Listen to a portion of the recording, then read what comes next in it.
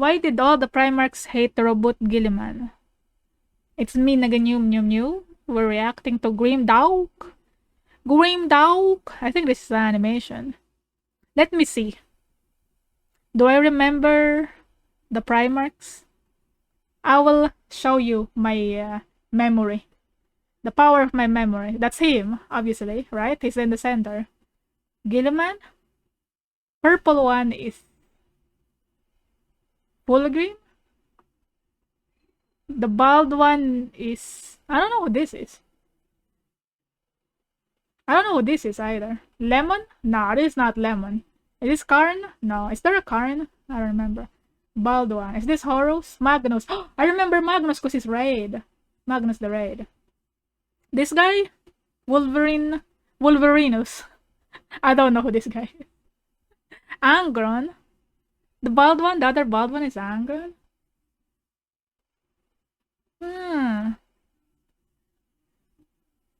Hello, Lurk. Kurz. Kurze. Conrad Kurz? Karn. Karn. It's not corn, it's Karn. I remember. Okay. There are also other Primarchs that I remember. I will recite to you the Primarchs that I remember. Okay? So I remember Guilliman, Fulgrim, Magnus, there's Karn. Well, you mentioned Kurz. I don't remember him actually. Horus, so that's 6. Sanguinius.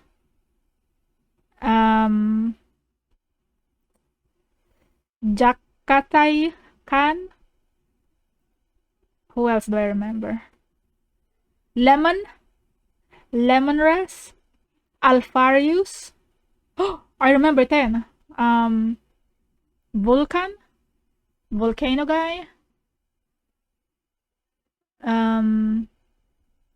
Oh, you did say Angron. Okay. Let's consider that as someone I remember as well. Okay, I remember 12. Who else? I feel like I'm forgetting. I am forgetting a lot. That's all. I think that's all I remember. Is there an Omega use? If there's an Alpharius, is there an Omega use? Okay, let me think. Okay. Ooh.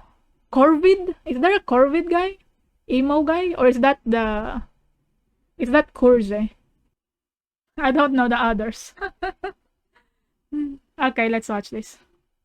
Robot Gorilla Man sucks. Some Primarchs were universally loved. Sanguinius was the golden boy, literally angelic. Yeah. And you also had Horus, who was respected, at least until he went full Darth I'm your Vader and father turned now. to the dark side. But then you had the unholy trinity of social dysfunction, Conrad Kurz, Angron, and everyone's favorite glorified middle manager, Rowboat Guilliman. Oh Now, no. it's easy to see why Angron was hated. He was a roid-raging bitch with a permanent inferiority complex. And Conrad was a raving, murderous, fucking lunatic. Angron has inferiority complex? I didn't know that. I was just angry. Angry all the time. Hello, J-Dude. Kurz is lunatic? Alright. But why was Robot Guilliman disliked by most of his Primarch brothers? You have to remember, most of the Primarchs were emotionally stunted man-children with daddy issues. Yes. Sure, they looked like demigods, but deep down, they were rage-fueled adolescents, trying to impress an absentee space dad. Many were raised in brutal environments. Oh! That's why they have problems. That's why they have psychological problems, because they have an absent father. You know how it is. This is fatherless behavior, dude. Right here. Prime example. Environments, feral worlds, war zones, dystopias. So they valued raw strength, dominance, and the kind of leadership you delivered with a bolter. Meanwhile, Guilliman was raised by actual loving parents on a relatively stable world. Really? He had a mostly normal upbringing. Oh my god, I forgot that they just yoinked the children and turned them into this. I forgot that they were normal before. When they're young. Oh yeah. I just thought that The Emperor made them in the lab. From, you know, in the test tube, like they're test tube babies. The whole time I was thinking that they're test tube babies. Right. They are noblemen, right? They're like finest of the finest. Got his emotional regulation patched in early and didn't have to eat anyone to survive puberty. Naturally, the others hated that. While they were sharpening swords, Guilliman was sharpening pencils. Oh, it's a He nerd. loved rules, loved planning, and asked for extra homework like a true nerd. Instead of bleeding for victory, he preferred to Excel spreadsheet his enemies into submission. And it worked. Oh. Ultramar thrived. His empire was functional, prosperous, and well-organized. Basically, everything the rest of them weren't. To his brothers, this made him look like an arrogant know-it-all. Aw. Too clean, too perfect, too smug. Oh, he's still Even perfect. the Emperor, while clearly impressed by Oh, you're Guilliman's such a achievements, nerd. thought he was a teacher's pet that kissed too much ass. Regardless, Aw. each Primarch had their own reasons for disliking Guilliman. Surprisingly, before the heresy, Magnus and Guilliman actually got along. Oh, they're bros. Dang, that's cute. I still cannot get over that Magnus has horns jutting out of his nipples. They were basically nerd bros. Both were progressive thinkers, obsessed with knowledge, and firmly believed they could fix the galaxy with enough books, flowcharts, and unsolicited TED Talks. Uh-huh. Their homeworlds, Prospero and McCrag, were like rival Ivy League Quang. schools. Think Harvard versus Yale. Both were built on ambition, smug intellectual pride, and just the right amount of academic pretension. At some point, Magnus lost all self-control, metaphorically and almost literally, subscribed to Won't own Zinch's Wikipedia. OnlyFans, and came out the Oh. other side an Oh my. insecure mess. Yet somehow, he still strutted around, insisting he was the smartest guy in the room, screaming, "I did nothing wrong," at every opportunity. Because of this, Guilliman, the ever-the-rule-following valedictorian, saw him as reckless and arrogant. Meanwhile, Magnus looked down on Guilliman too, because after downloading the entire galactic Wikipedia into his brain, he was hot shit now. And this basically ended the relationship between the two smartest Primarchs. They're the smartest, really. Alright. I only know of Magnus because of Emperor TTS. And it seems like everyone was making fun of him. Were people making fun of him in Emperor TTS, right? They were, right? I mean, to be fair, everyone is making fun of everyone else in Emperor TTS, so there's that. He did wrong, a lot wrong. Oh. Emperor did make them and then his ex threw them around the galaxy. Now, onto the dumbest Primarch, Ape Angren. together strong. Naturally, he hated Guilliman. To Yes. him, Guilliman was the ultimate pencil-pushing desk jockey. He saw his fancy tactics as cowardly, even though they resulted in greater victories. In classic Emperor fashion, Big E thought it'd be a brilliant idea to send the two off to war together. You know, Aw. some brother-to-brother bonding time. Ooh. Instead, Angren nearly killed Guilliman. Oh no. He saw him as weak, pathetic, and spineless. Which is hilarious, considering Angron couldn't even conquer his own home world. Guilliman, for his part, saw Angren as nothing more than a mindless rage monkey, useful in a brawl, but utterly purposeless beyond killing things. His last ounce of respect for Angren collapsed once he saw firsthand the atrocities he committed across the galaxy. Oh no. Guilliman despised how Angren basically conducted war crimes to every non-compliant human world. Angron has Angron issues, huh? Is that why he's called Angron? He's always angry. What a nice naming convention. The people who named these characters, they're very smart. What really pushed him over the edge, though, was how Angren treated his own legion, as cannon fodder, disposable in every sense. Guilliman couldn't stomach the fact that Angren would even butcher his own warriors in blind fury, treating them with less dignity than the corpses they left behind. Next up is Mortarion. Out of all the traitor Primarchs, Mortarion? I've never heard of this guy. Who is this guy? Mortarion? What the? probably hated Robbie G the least, and that's Robbie mostly G. because he couldn't be bothered to care. Remember, Mortarion had a raging hard-on to hunt all psychers to death, but Guilliman wasn't a psyker. He was just an Excel wizard. Even after the heresy, when he found out Guilliman had been resurrected, Mortarion's reaction was basically a meh shrug. He would have much preferred someone more dramatic to make a comeback, like the Lion. At least then things would have been interesting. Lionel Johnson! Oh my god, how did I forget about him? Yeah, I remember. Lion Johnson, yeah. Interesting. And you know what else is interesting? Today's sponsor. Ready to pilot history itself? That's exactly why I keep diving into War Thunder. The moment I log in, I'm fighting it out with 70 million other players across every platform possible. You have the choice of commanding over 2,500 historically accurate military vehicles and combat aircraft. Whether I'm dogfighting in a 1920s biplane, flying a helicopter, driving a modern battle tank, or launching a strike from a naval ship, everything looks silky smooth and highly detailed. And the best part is, I never have to stay glued to my desk. The new mobile version on iOS and Android lets me sneak in full-scale battles on the train ride home. And once you've successfully destroyed the enemy, I don't know why this, I find this kind of funny. Big booty. I saw the big booty right away. You can even watch a replay with X-ray view. That way you can watch the shell pierce and understand how that vehicle went kaboom. If you want to see what the hype's about, you can grab War Thunder for free on PC, PlayStation, Xbox, or mobile through the links in my pinned comment and video description.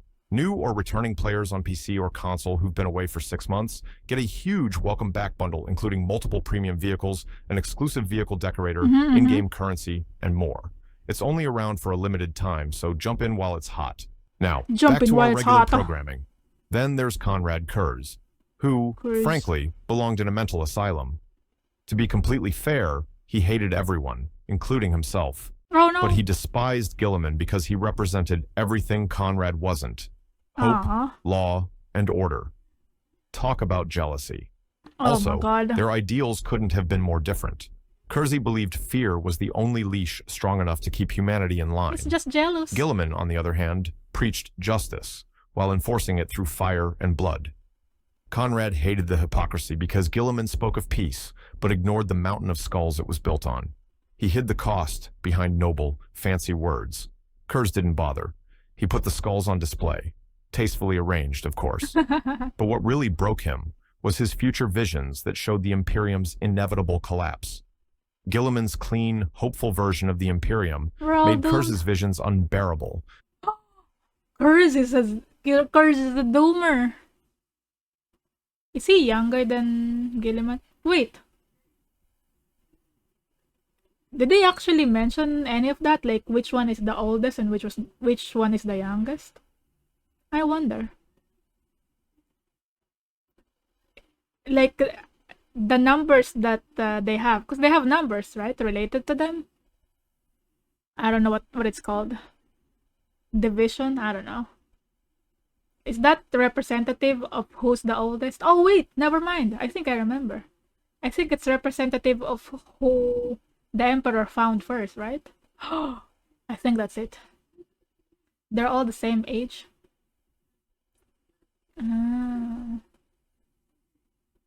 Survive the typhoon. Yes. Hello. I hope you're doing well. They're created in the lab. I thought they were children first. Was it only the Space Marines? Oh, yeah.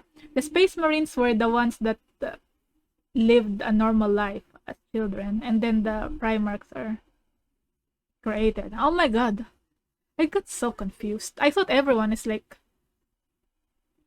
At first, I thought they were created in the lab, and then I thought they were normal children first, and then they got transformed into Primarchs, and now it seems that it's the Primarchs that are created, and then the Space Marines are the ones from noble blood.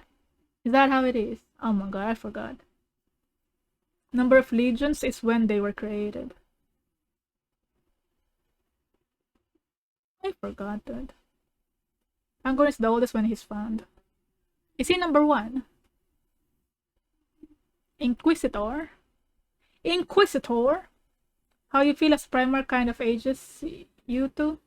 Anguinius is a twink and Rogal looks like noticeably older. Oh! Yeah, there's that Rogal. Dorn, right? That's his name. since it was a shining lie in contrast to what Conrad believed was the truth. Instead of facing his despair, Kersey tried to validate it by accelerating the Imperium's collapse himself. And he did that by constantly pissing off Guilliman.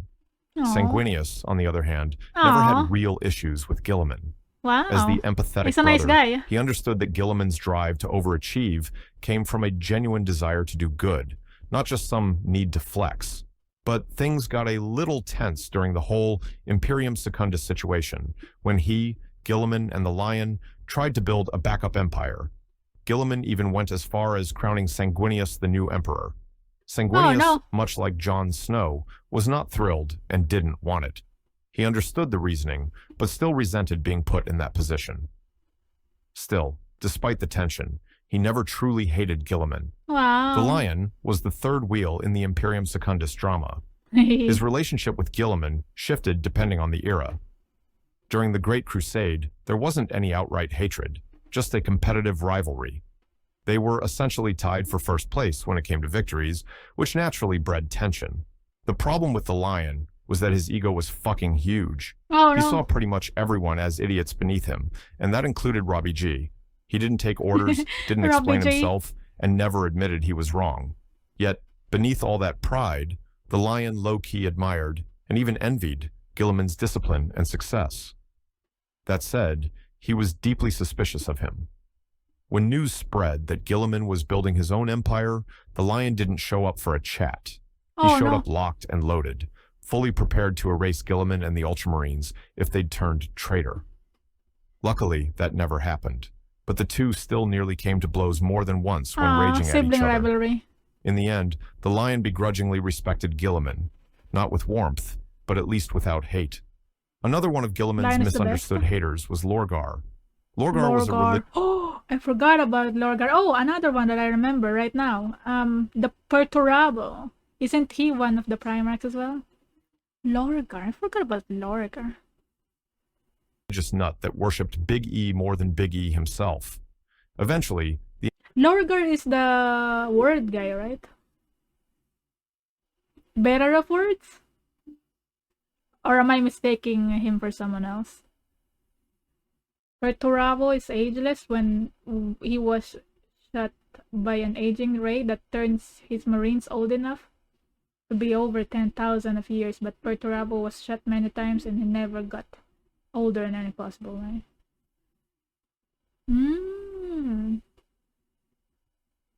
Lorgar. The Emperor realized this guy was a damn fucking heretic and commanded Robbie G and the Ultramarines to nuke the fuck out of their city, Monarchia. From that moment on, Lorgar believed Robbie G hated him and even enjoyed burning Monarchia to the ground. That grudge festered for years. But when they finally clashed on the battlefield, Lorgar realized something brutal. Guilliman never truly hated him, at least not until Lorgar invaded Ultramar. Oh, no. That's when it hit him. He was the real bitch. He had crazy regrets. He was the problem all along. But by then, it was way too late. The damage was done. The bromance was dead. Oh no. Now, it's just eternal not the beef. romance. Moving on to Alfarius. He absolutely hated Robot Gorilla Man.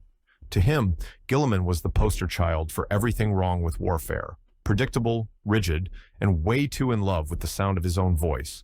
He was nothing but a walking PowerPoint deck with a god complex.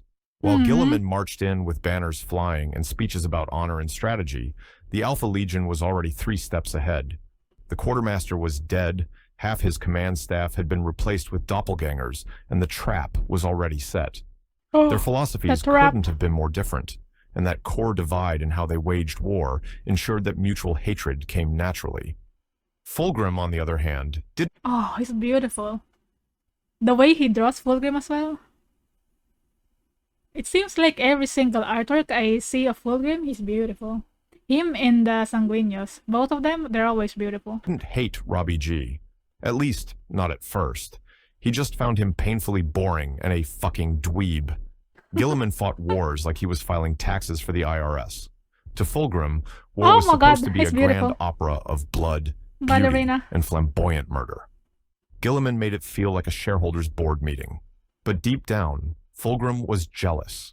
The Ultramarines were racking up victories, conquering with clean precision, while the Emperor's children were barely surviving, crippled by their fucked up gene seed. I feel like these Primarchs are actually not hateful towards Guilliman. They're just jealous, deep down. Whether it's like obvious jealousy, like, oh no, I'm jealous of you, or like deep down they're jealous. I feel like most of this he mentioned are they're just jealous. That's why they hate him. And they wanna smack him or something. They want him to fail because he's too good? Is that how it is? I guess that's a normal reaction. That's a normal reaction if your if your sibling is performing better than you, it's like, man, I wish I was you, and now I'm angry. Kind of feel bad for Reboot. They're jealous. He's the only guy that had a mom. They don't have moms. Aww, poor people. And a loving dad. Oh my god. Well, I guess except for Sanguinius. Sanguinius is the only one who's nice. But it seems like Sanguinius is nice to everyone. From what I've heard so far. Lion isn't looking so hot, but I think it's stress. It's the stress.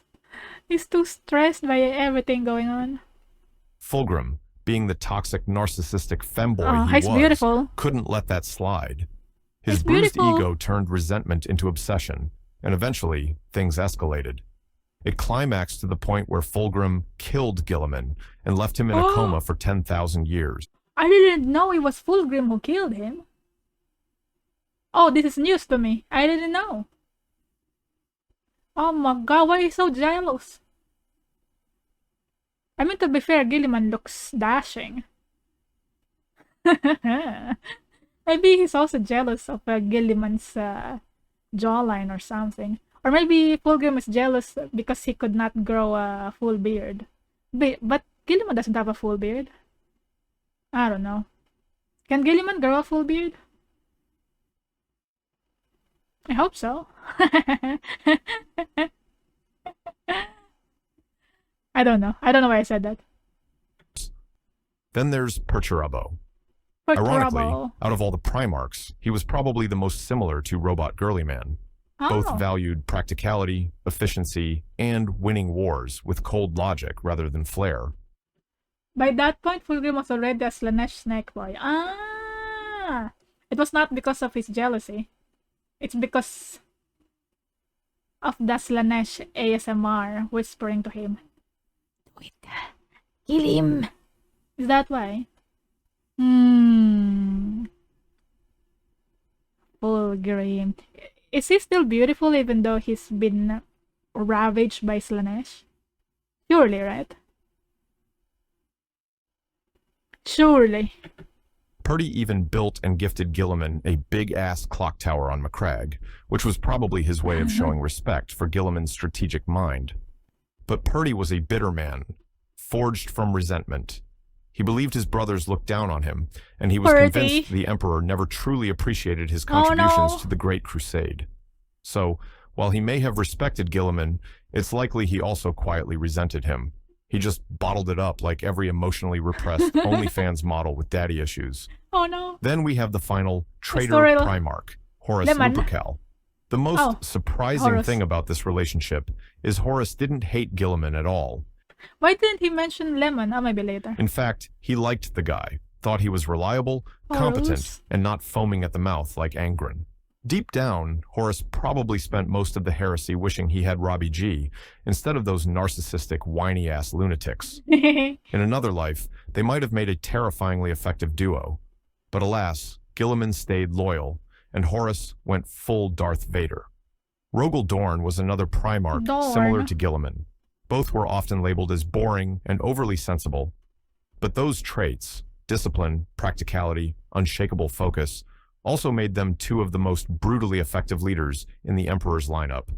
Wait, Dorn is the guy with the pain glove, right? In Emperor TTS?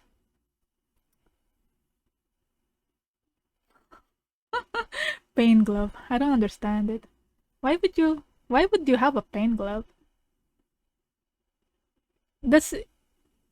what's the reasoning? Because it keeps him focused. It's like, yes, I need his pain glove, so I'm focused on my assignment. Why the heck Dorn has beard here? I don't know. That said, Dorn was autistic as fuck. The guy was as stubborn as a brick wall and twice as emotionally expressive. He wasn't unfriendly out of malice. He just didn't know how to function in a conversation. He and Robbie G respected each other like two sentient filing cabinets. But that professionalism fell apart after the heresy when Robbie G proposed the Codex Astartes, which was a plan to break up the Space Marine legions into smaller chapters. Dorn disagreed with the plan, and the two ended up arguing, which was probably the most passive-aggressive shouting match in Imperial history. Still, in the end, Dorn begrudgingly accepted the plan. This ultimately may have soured their relationship. Corvus was one of the loyalist Primarchs that look at him, he's so cool! What an edgelord. Oh, he's the one with the Wolverine claws, huh? Probably liked Robbie G as well. They even had a pseudo-bromance moment where they played video games of simulated war tactics together. Corvus won a single match, once, before Guilliman cracked his stealthy emo tactics and then never lost again. Still, they got along. If they weren't stuck in the nightmare meat grinder that is the 40K universe, you just know they'd be chilling on Discord at 3 a.m., screaming into their mics, griefing noobs, and arguing over whether the Codex Astartes violates Steam's terms of service. Ferrus Manus didn't hate Guilliman. He just resented the fact that he was everything he wasn't. I don't remember Ferrus Manus. Maybe he was not in the Emperor Tites, that's why I don't know who this guy is. Who is Manus? Deep down, Ferrus wanted to be Robbie G. Meanwhile, Guilliman genuinely thought they were bros. So, when Fulgrim turned Ferrus into a headless paperweight, Robbie G was genuinely heartbroken. Not much is known about how Guilliman got along with Leman Russ in the con, but given how Leman Russ, I remember that Leman Russ. The beautiful art of Leman Russ. Oh, he's beautiful. How chill and zero fucks given they were, odds are they didn't lose sleep over his rulebook fetish. I don't really care. And Robbie G, he never really voiced any hate toward them either, probably because he was too busy micromanaging the galaxy to bother. So, it's safe to assume they'd get along fine. If not as comrades, then at least as decent beer buddies. And finally, we have Vulcan. Him and Robbie G didn't spend much time together. I feel like Vulcan is also like sanguineous. He's kind of a nice guy, right? The salamanders are kind of nice, right? That's their thing. This face looks so creepy though, with the red eyes. Smiley red eyes. But given Vulcan's unshakable morality, dad-level patience, and wholesomeness, it's hard to imagine them not getting along. Yeah, he's wholesome. So, in conclusion, although there was a handful of loyalist Primarchs that had amicable relationships with Guilliman, the rest of them hated his nerdy Excel autistic ass. Aww. To them, he wasn't a brother. He was the walking HR department of the Imperium. Shout out to War Thunder again for sponsoring today's video. Aww. Make sure to check out War Thunder now for free on PC, PlayStation, Xbox, or on mobile, and use my links in the pinned comment or video description to register. Those of you who are new or haven't played for 6 months on PC or console will also receive a massive bonus including multiple premium vehicles, in-game currency, and more. That concludes today's episode. Don't forget to like and subscribe. Please feel free to comment below on which topic I should cover next. If you'd like to support the channel, there's a Shopify store linked in the description for Warhammer Lego figurines. I also have a Discord if you're interested in joining. He wasn't the Emperor TTS. He was the ghost head that kept saying, "You are weak, Vulcan." Oh no, I don't remember that, huh? I only remember the pain glove. Dorn's pain glove, because he's pretending to be the... Because he was like a doll, right? In the beginning. Because the Emperor was doting on him because he's like pretending to be a doll, practically. And then he started saying something. It's like, oh, it was me all along. And then I also remember Magnus because he's there. He's right there. Showed him right away. Being nerdy and stuff. Yeah. Magnus the Raid. Good video, good video. Grim Dawk. What a nice channel name. Subscribe, heretics. This is the ending song. Ending song. This is the ending song.